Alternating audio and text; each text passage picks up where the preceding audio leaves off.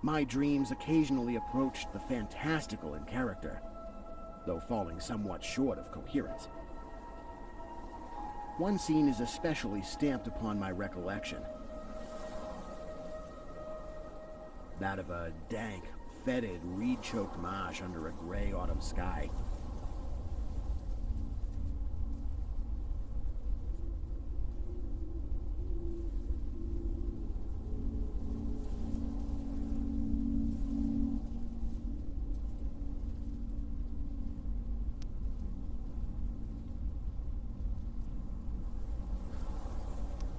With a rugged cliff of lichen-crusted stone rising to the north.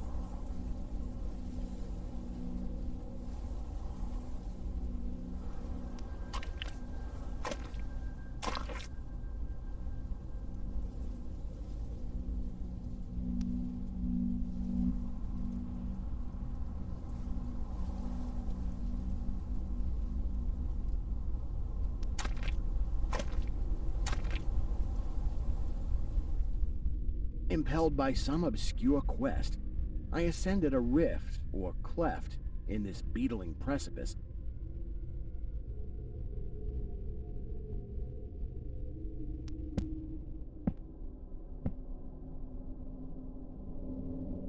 Noting as I did so the black mouths of many fearsome burrows extending from both walls into the depths of the stony plateau.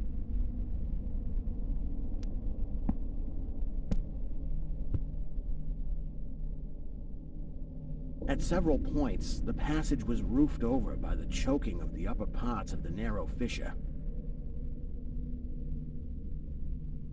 These places being exceedingly dark and forbidding the perception of such burrows as may have existed there.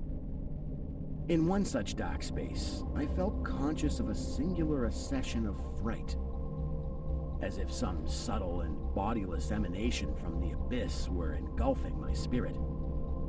But the blackness was too great for me to perceive the source of my alarm.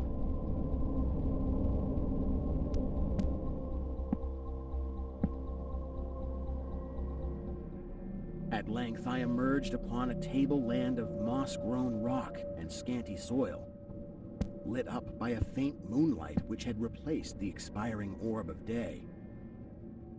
Casting my eyes about, I beheld no living object, but was sensible of a very peculiar stirring far below me amongst the whispering rushes of the pestilential swamp I had lately quitted.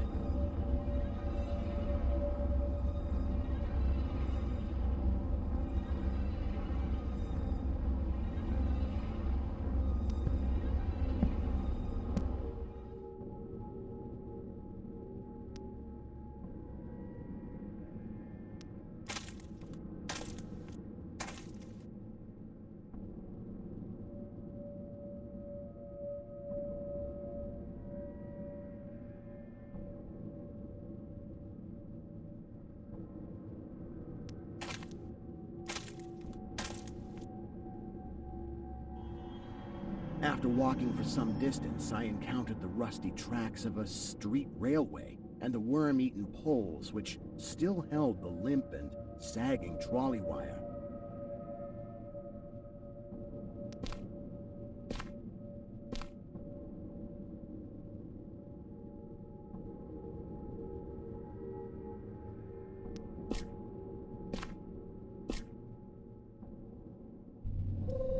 Following this line, I soon came upon a yellow vestibuled car numbered 1852 of a plain, double-trucked type common from 1900 to 1910.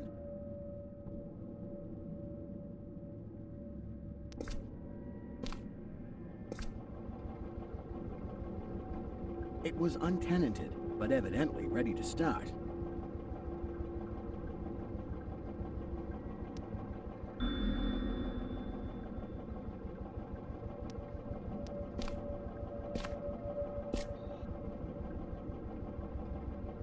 Trolley being on the wire and the air brake pump now and then throbbing beneath the floor.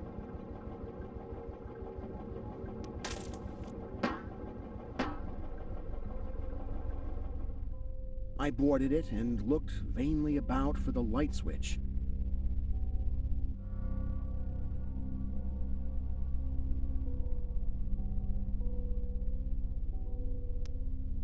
as I did so the absence of controller handle, which implied the brief absence of the motorman.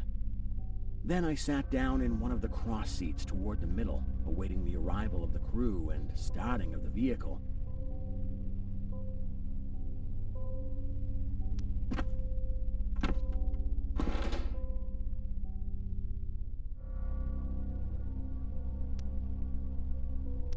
Presently, I heard a swishing in the sparse grass toward the left and saw the dark forms of two men looming up in the moonlight. They had the regulation caps of a railway company, and I could not doubt but that they were the conductor and motorman. Then one of them sniffed with singular sharpness and raised his face to howl at the moon. The other dropped on all fours to run toward the car. I leapt up and at once raced madly out of that car.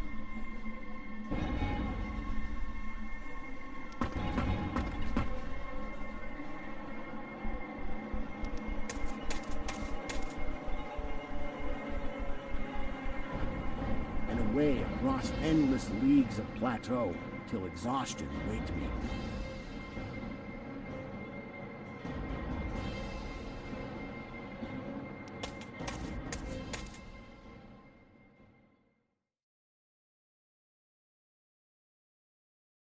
Doing this not because the conductor had dropped on all fours, but because the face of the motorman was a mere white cone, tapering to one blood-red tentacle.